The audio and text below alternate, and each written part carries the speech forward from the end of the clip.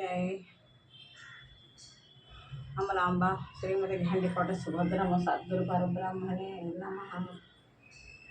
ధ్యాయామి ధ్యానం సమర్పయామి ఆవాహయామి ఆవాహనం సమర్పయామి పాదయోః వాచం సమర్పయామి హస్తయో అర్ఘ్యం సమర్పయామి ముఖే ఆచమనీయం సమర్పయామి శుద్ధోదక స్నానం సమర్పయామి వస్త్రయుగ్మం సమర్పయామి నవరత్న ఖచ్చిత హేమ సింహాసనం సమర్పయామి ధూపమాగ్రాపయామి దీపం దర్శయామి ధూపదీపానంతరం నైవేద్యం తాంబూలం దక్షిణాధిక్యం మంత్రపుష్పం ప్రదక్షిణ నమస్కారం దేశికేంద్రామయాతుభ్యం నివేదయత్ కృపయా దుఃఖితాన్ స్వామిన్యోనాధిక్యం న చింతయ ఇది శ్రీలఘు పూజ విధి భాగవత కృష్ణ దుజనాలయ స్తోత్ర భక్తి నామిద మోక్షకరం బలం.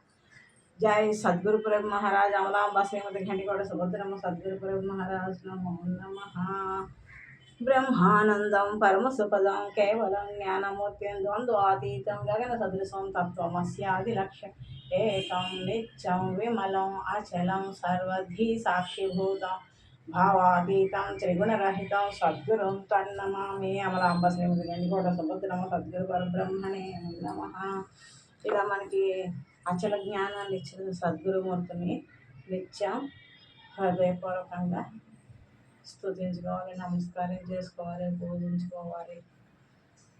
మన తను ఉన్నంత వరకు గురు రుణం తీర్చుకోవాలి. ఇంత అద్భుత జ్ఞానాన్ని ఇచ్చినందుకు ఆ సుభద్రమ్మ తల్లికి ఆకాశపు అప్పారావు సద్గురుదేవులు అండి మా గురుదేవులు. ఆ గురుదేవులకి సదా కృతజ్ఞత కలిగి ఉండాలి. ఈ జ్ఞానం అపూర్వ జ్ఞానం, ప్రపంచాతీత జ్ఞానం, ఆత్మాతీత జ్ఞానం. ఆత్మజ్ఞానం అందరూ చెప్తారు, ఆత్మాతీత జ్ఞానం ఇది లభించడం ఎన్నో జన్మల పుణ్య సుకృతంగా దొరుకుతుంది. జై అమలాంబ శ్రీమతి ఘంటికోట సుభద్రమ్మ సద్గురు పరబ్రహ్మ. శ్రీధర శివరామదీక్ష సద్గురు ప్రభు మహారాజుకి జై. భాగవత కృష్ణదేశిక ప్రభు మహారాజుకి జై. వెంకానాల శంకర ప్రభు మహారాజుకి జై. లక్ష్మణ ప్రభు మహారాజుకి జై. పగడాల శ్రీ వెంకటేశ్వర అవధూత సద్గురు ప్రభు మహారాజుకి జై. జై సద్గురుదేవ. 76వ పద్యం శుద్ధ నిర్గుణ తత్వ కందార్థముల భాగవత కృష్ణదేశిక ప్రభువులు రచించిన శుద్ధ నిర్గుణ తత్వ కందార్థంలోని ఎరుపోత్పత్తి లక్షణంలో 76వ పద్యం అండి. కనరాని దాన్ని శూన్యం బని అనదగను కానీ బయలు ననదగదు సుమే. బయలు అంటే అంతా నిండి ఉన్న బ్రహ్మ స్వరూపం. దానికి బ్రహ్మం అని పేరు కూడా లేదు. ఆ స్థితి కలిగి ఉండడమే. నీవు నేను లేని నిజస్థితి ఏదైతే ఉందో అదే బ్రహ్మ. ఈ సృష్టి అంతా మాయా కల్పితం, తనకు తానుగా ఏర్పడింది. సృష్టికర్త అంటూ ఎవరు లేరు, అంతా మాయే. మాయాసు ఫలిత బ్రహ్మ అన్నారు. ఇది ఈ కనవచ్చిందంతా కూడా, ఈ జగత్ అంతా కూడా మాయే. ఈ మాయ కావాలన్నది ఈ అహం రహితమైన స్థితి ఏదైతే ఉందో అదే బ్రహ్మం. దాన్ని శూన్యం అనకూడదు, అది కనపడట్లేదు, కనపడదు. ఎందుకంటే దానికి నామం లేదు, రూపం లేదు, ఈ ఎందులో ఎరుక లేదు. ఎరుక అంటే మనలో ఎరిగే జ్ఞానం ఏదైతే ఉందో అదే ఎరుక. జ్ఞానం బ్రహ్మం అంటారు, అదే ఎరుక. దాంతో సమస్తం ఎరుగుతాం మనం. అన్నీ గుర్తెరిగేది ఎరుక. ఈ గుర్తు ఎరిగే ఎరుకని లేకుండా చేసి అహం రహితమైన స్థితి ఏదైతే ఉందో నిజస్థితి అది బ్రహ్మం. దాన్ని తెలుసుకోవడానికి భావాలతో భావించేది కాదు,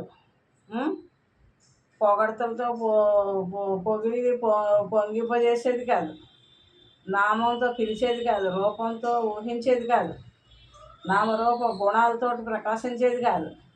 సత్వరజస్తమో గుణాలు త్రిగుణాతీతం బ్రహ్మం. దాంతో ఊహించేది కాదు, దర్శ కళ్ళతో చూసేది కాదు, నాలుగుతో రుచి చూసేది కాదు. బ్రహ్మం అంటే అనుభవరహితం, అనుభవించేదే అజ్ఞానం, అదే ఎరుక. ఈ ఎరుకను విడిచి ఉన్నది నిజమైన అచల స్థితి జ్ఞానం, ఎరుకలేని స్థితి.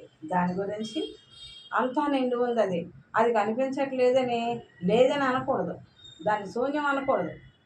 భగవంతుడు కనిపిస్తాడండి, కనిపించడు, నిరాకారుడు బ్రహ్మం. అలా లేదని అనకూడదు, ఉన్నదంతా అదే. కనరాని దాని శూన్యం వని అనదగదుగా అని అనదగను గాని కనరాని దాన్ని శూన్యం వని అనదగను గాని బయలును అనదగదు సుమి కనవచ్చుచున్నది ఇందులో కనుగొనుటకు ఎరుక లేదు కనుగొనరాదా. కనిపిస్తూనే ఉంది, కంటి ముందే ఉంది ప్రత్యక్ష బ్రహ్మం, కానీ చూసేది ఎరుక లేదు. ఎరుకతో చూస్తే అది బ్రహ్మం కాదు. ఎరుక లేని స్థితిలో గుర్తించేది ఇది లేదు. అందుకని అది లేదని అనకూడదు, ఈ ఎరుకే లేదు. కనరాని దాని శూన్యం వని అనదగను గాని బయలు ననదగదు సుమి కనవచ్చుచున్నది ఇందులో కనుగొనుటకు ఎరుక లేదు కనుగొనరాదా. ఎరుకనే శూన్యం వని అనరాదా. ఇక అనిపించేది ఒకప్పుడు ఒకప్పుడు లేనిది, ఇదే మాయ, దీన్నే శూన్యం అనొచ్చు. కానీ కనబడట్లేదని భగవంతుడు శూన్యం అనకూడదు. అంతా ప్రత్యక్ష బ్రహ్మం. ఈ అచల బోధలో బ్రహ్మం ప్రత్యక్షం, ఎరికే లేదు అందులో. కనవచ్చునా లేదా కనుగొంటి లేదా అని అనరాదా. భయమేమి అనుమానించకు ఇదిగో కనుగొనరాదా. అనుమానించకు, ఇదిగో బ్రహ్మం, అనుమానించకు కనుగొనరాదా. ఎరుకనే శూన్యం అని అనరాదా. ఎంత చక్కటి జ్ఞానాన్ని ఇచ్చారో భాగవత కృష్ణదేశ ప్రభువులకి చాలా చాలా ధన్యవాదాలు చెప్పుకోవాలి. వారు లేకపోయినా వారు రాసిచ్చిన గ్రంథరాజం మనకి మార్గదర్శకంగా ఉంది. అందరూ తప్పకుండా ఈ జ్ఞానాన్ని తెలుసుకోండి, తరించండి, 10 మందిని తరింపజేయండి. మీరు తెలుసుకున్న జ్ఞానాన్ని 10 మందికి పంచిపెట్టడమే గురు రుణం తీర్చుకోవడం. నేను అదే ప్రయత్నంలో ఉన్నాను.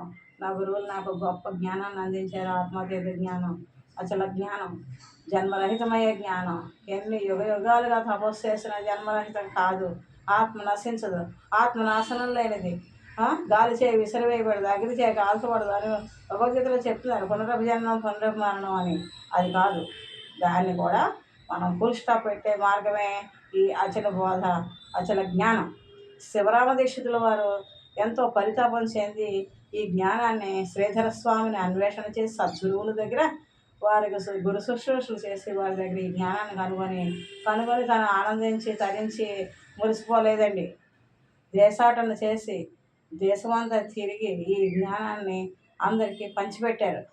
తాను పడిన పరితాపం ఈ బోధ కోసం ఆశించే వాళ్ళు జనన ఈ కాలచక్రంలో తప్పుకోవాలని తీవ్ర తపన ఉన్న వాళ్ళకి ఈ జ్ఞానం అందించాలని వారు ఆసేతు హిమాచలం పర్యటన కాలినడకతో చేసి ఈ జ్ఞానాన్ని చాలామందికి అందించారు. అందుకని వారు ఆ శిష్యుల నుంచి మనం ఈరోజు మన గురువు దాకా గురు పరంపర కలిగిన అచల బోధ చక్కటి మార్గదర్శకం మనకి. ఇది సామాన్యమని అనుకోకూడదు, సామాన్యమైనది కాదు ఈ జ్ఞానం.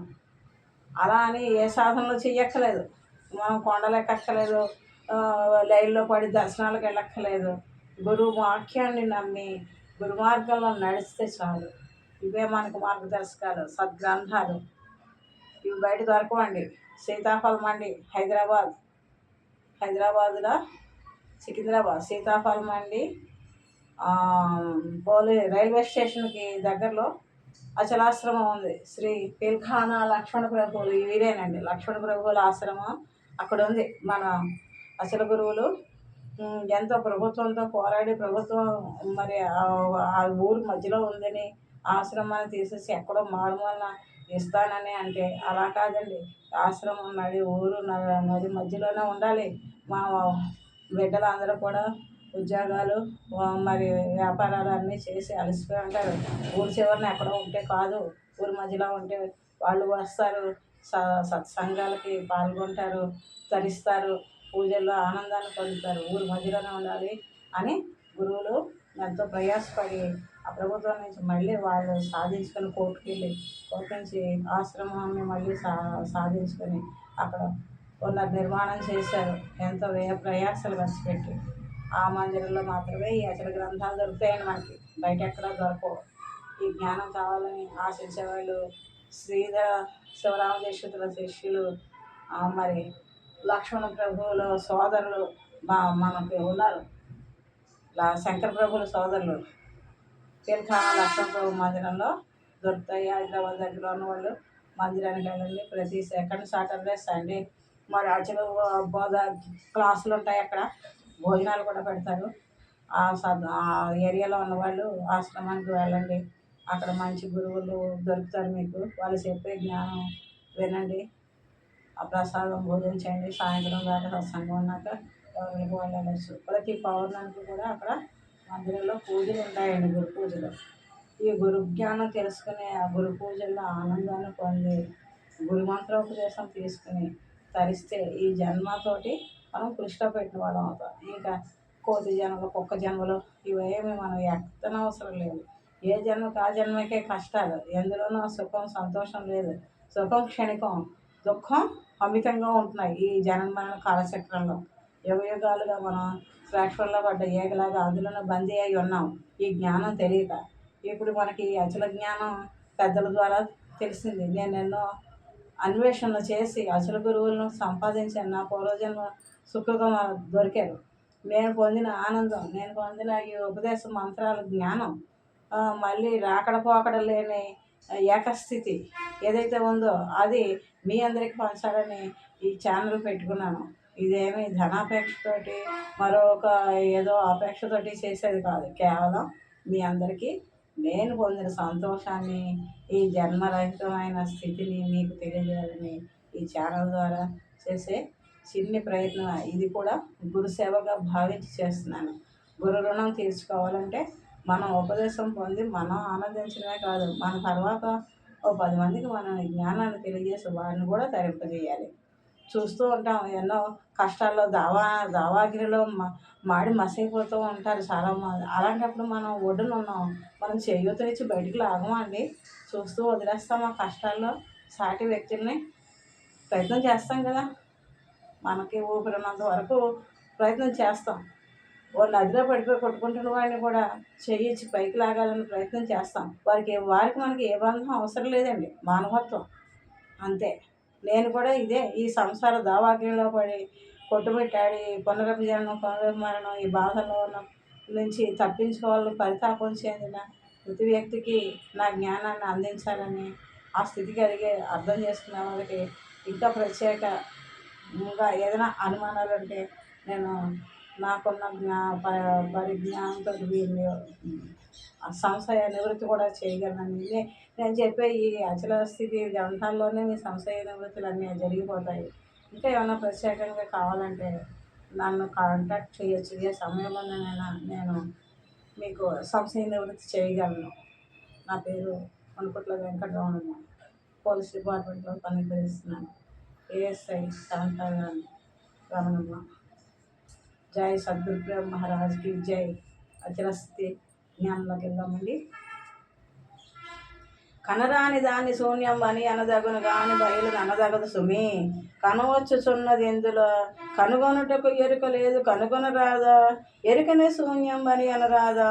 కనవచ్చునా లేదా కనుగొంటి లేదా నని అనరాదా. భయమేమి అనుమానించకు సుమిదిగో కనుగొనరాదా. ఎరుకనే శూన్యం అని అనరాదా. విచారణలోకి వెళ్తే శిష్య విచారిస్తే కనిపించని దానిని శూన్యం అనవచ్చును కానీ పరిపూర్ణ పరబ్రహ్మమును మాత్రము శూన్యం అనరాదు. ఎందుచేతనంటే విచారించినచో పరిపూర్ణ పరబ్రహ్మము ఉన్నదని నిర్ణయం జరుగుతున్నది. ఈ పరిపూర్ణంలో విచారిస్తే ఎరుక ఎచ్చటనూ లేదు కనుక ఎరుకనే శూన్యమని చెప్పవలను. ఈ విధంగా విచారించినచో పరిపూర్ణము శాశ్వతముగా ఉన్నదని తెలియబడింది అని గురుమూర్తి ప్రశ్నించగా శిష్యుడు అవును స్వామి కనుగొంటిని ఉన్నదని నిర్ణయం అయినది అని అనెను. అంత గురుమూర్తి మరి ఇంకా భయం ఎందుకు, అనుమానము లేకుండా ఎరుక లేదని నిశ్చయముగా చెప్పుము. ఇదిగో పరిపూర్ణము విచారించి చూడుము. ఎరుకయే లేదు, ఎక్కడ ఎరుకే లేదు. ఎరుకంటే నాలో నాహం నేననే భావన ఏదైతే ఉందో అదే లేదు, ఎరుకే లేదు అని గురుమూర్తి చెప్పి చూపించాను. కనుక అన్న పదమునకు విచారించుట అని అర్థము చెప్పుకోవచ్చును. చర్మచక్షువులకు జగత్తు ఉన్న చక్షువునకు జగద్ అధిష్టానం ఉన్నట్లు తెలియబడింది. చర్మచక్షువులకు జగత్తు ఉన్ను. చర్మచక్షువులు అంటే మన కళ్ళతో చూసేది, ఇది చూపించబడేది, ఇదంతా కూడా జగత్తు. చర్మచక్షువులతో చూసేది. జ్ఞానచక్షువుతో చూసేది బ్రహ్మం. చర్మచక్షువులతో చూసేది జగత్తును. జ్ఞానచక్షువునకు జగదధిష్టానం ఉన్నట్లు తెలియబడినది. కానీ గురుబుద్ధి విశేషత. కానీ ఈ అచల గురు సంప్రదాయ ప్రకారంగా, ఈ అచల గురు వాక్యం ప్రకారంగా విచారిస్తే విశేషమైన జ్ఞానం తెలుస్తుంది. ఏంటంటే అది సద్గురుమూర్తి యొక్క కరుణ చేయగలిగిన విశేష సూక్ష్మ ప్రజ్ఞానము వారు చెప్పినట్లుగా విచారిస్తే పరిపూర్ణమే శాశ్వతముగా ఉన్నదనియు, జగదధిష్టానము లేవు, భ్రమరూపమనియు తెలియబడినది. కావున పరిపూర్ణమే శాశ్వతమై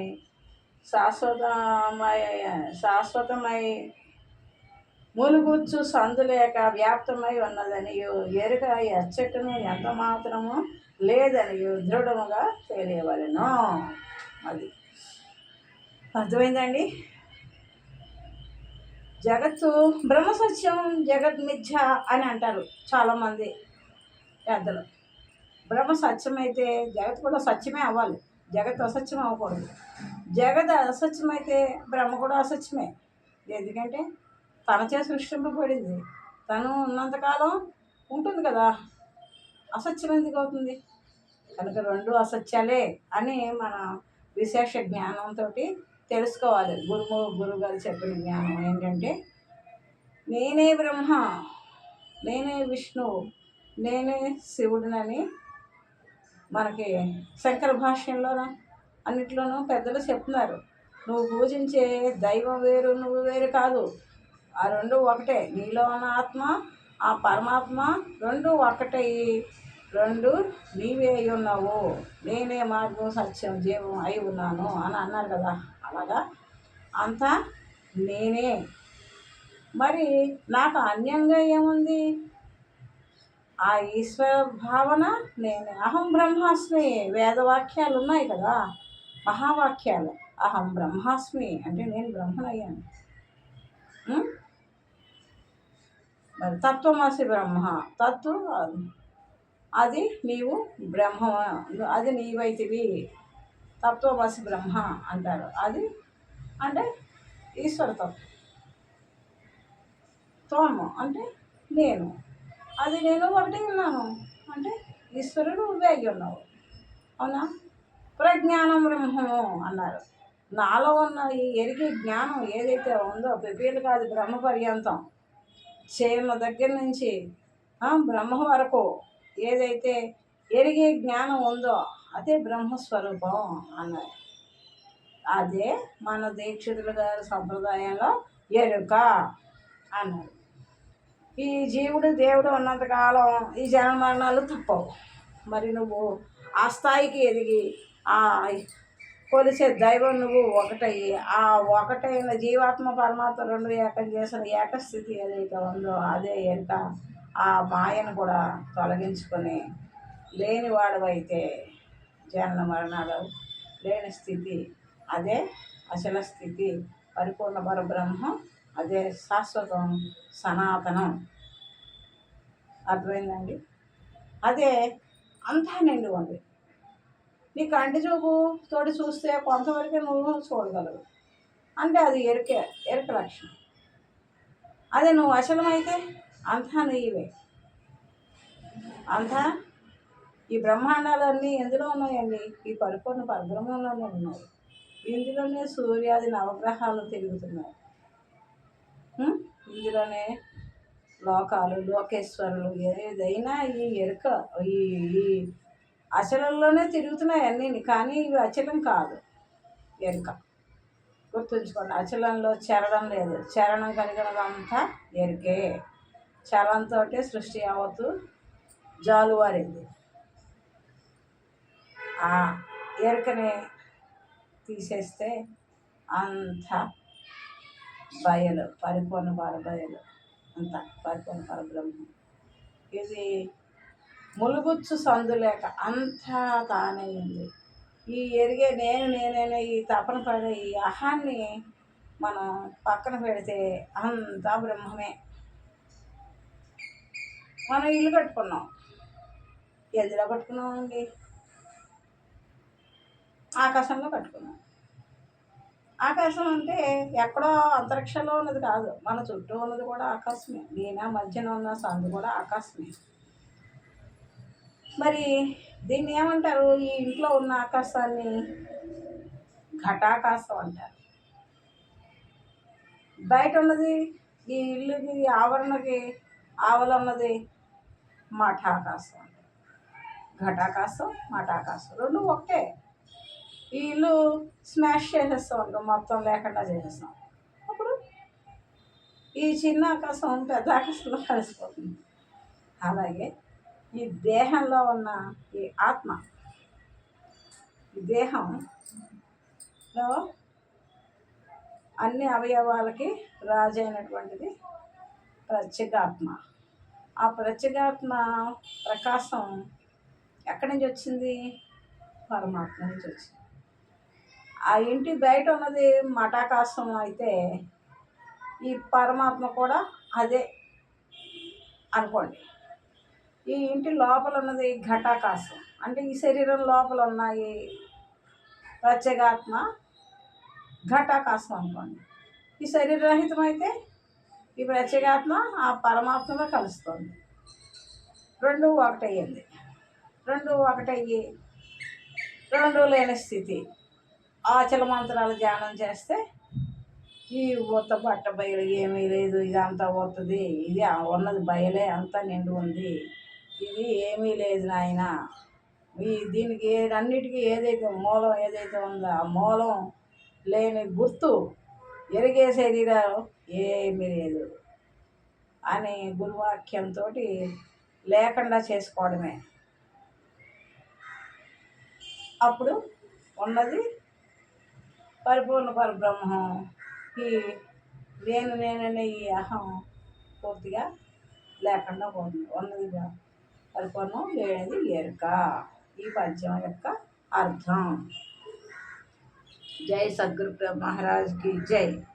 కనరాని దాని శూన్యం అంటే అది కనపడదు. అచల బ్రహ్మము కంటికి కనపడదు, చూపుతో చూసేది కాదు. చూపించి చూపరానిది చూపించింది. ఇదిగో ఉంది, ఇదిగో ఇదే బ్రహ్మం, నేను చూపిస్తున్నాను, నువ్వు చూస్తున్నావు. ఇది చూసేది చూడబడేది రెండు ఎరికే. అంటే నీవు నేను కూడా ఎరికే. ఇద్దరు లేని స్థితి, ఇచ్చల స్థితి, నిజస్థితి ఏదైతే ఉందో అదే ఇది. అంతా నిండి ఉన్నది.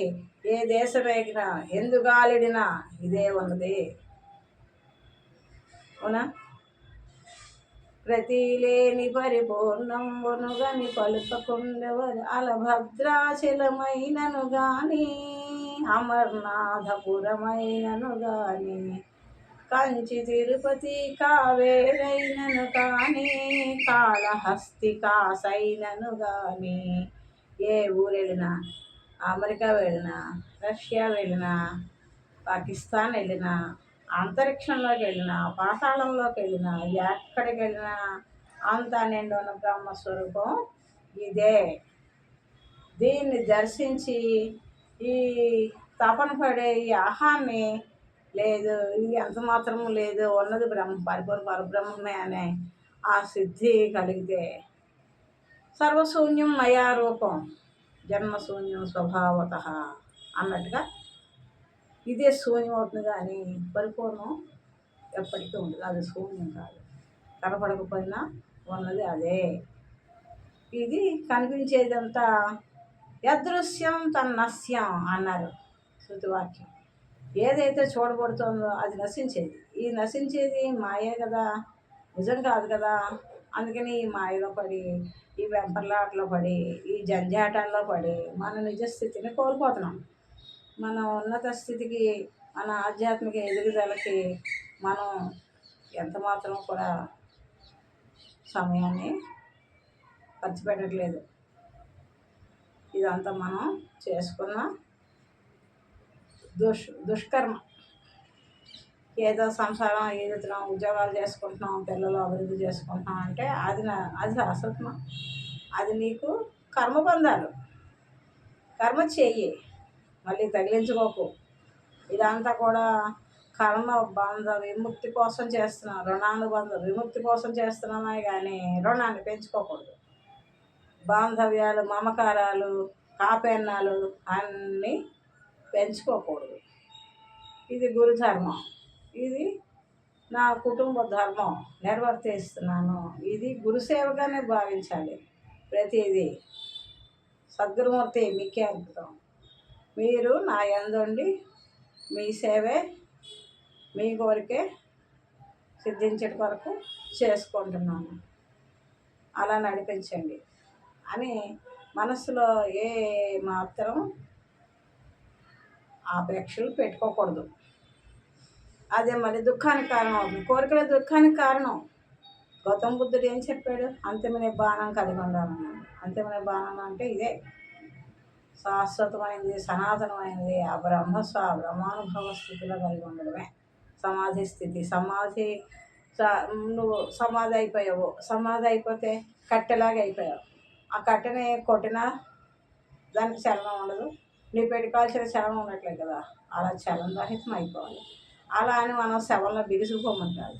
అన్ని వ్యవహారాలు చేసుకోవాలి, దేని యందు అంటకూడదు. మనసు తామరాకు మీద నీటి బిందువులాగా మనం అంటని స్థితిలో ఉండాలి, సంసారంలో ఉండాలి. కానీ సంసారాన్ని మనసులో పెట్టుకుని ప్రతిదానికి స్పందించి అందులో సమయం ఇలా ఎందుకు జరిగేది, ఇలా ఎందుకు పీకిలాడద్దు. సద్గురుమూర్తి అంతా నీ కరుణ, అంతా నీ దయరా బాబా, అంతా నీ దయరా అని పాడతారు సాయిబాబా భక్తులు. అలాగే అంతా సద్గురుమూర్తి దయ. వారు ఎలా నడిపిస్తారని అడగదని అన్ని శుభాలు జరుగుతాయి. దేని గురించి చింతించద్దు. నీ గురించి నువ్వు ఆలోచించడం మానినప్పుడే భగవంతుడు నీ అందు శ్రద్ధ పెడతాడు. అది గుర్తుంచుకోండి.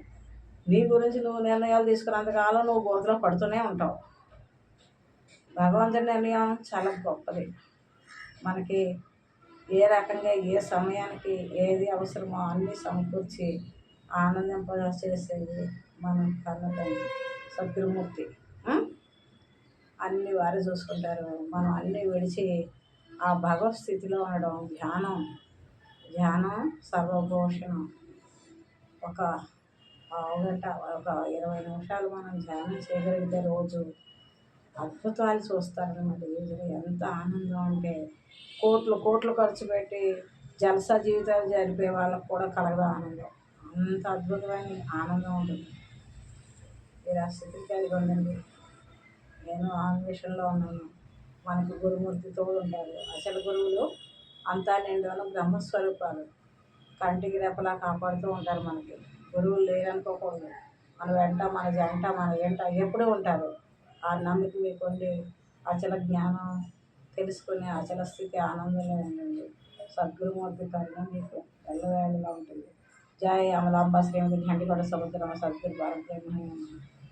దండము సద్గురుదేవ, దండము వేదాంత సారదయ గుణశీల, దండము గురువం నిరసన, దండము గురు రాజపాహి, దండము తండ్రి దండమాఖండ, దండము తండ్రి దండము గురుదేవ, నిండారా కృపా జోడు, ఎండమావుల రీతి నుండేటి బ్రహ్మాండ, ఉండదని సెలవిస్తిరి నేనుండ చూడగలేని దాయ, బహుదండిదని ఎడి సద్గురార్యాలుండ చూపిన కన్న తండ్రి, దండము తండ్రి దండమాఖండ, దండము తండ్రి. శ్రీ గురుదేవుని మదిలో మరువక జపింపుచుంటి మార్గము కొరకై భారము మీదయ్యున్నది, నేరములెంచక నన్ను మీలో చేర్చుమురా. జై సద్గురు మహారాజ్ కి జై. సద్గురు చరణం భవభయహరణం, సద్గురు చరణం భవభయహరణం, శ్రీధర చరణం భవభయహరణం, శివరామ చరణం భవభయహరణం, అపబ్రహ్మ చరణం భవభయహరణం, సద్గురు చరణం భవభయహరణం, సుభద్రమ్మ చరణం భవభయహరణం. జై గురుదేవ.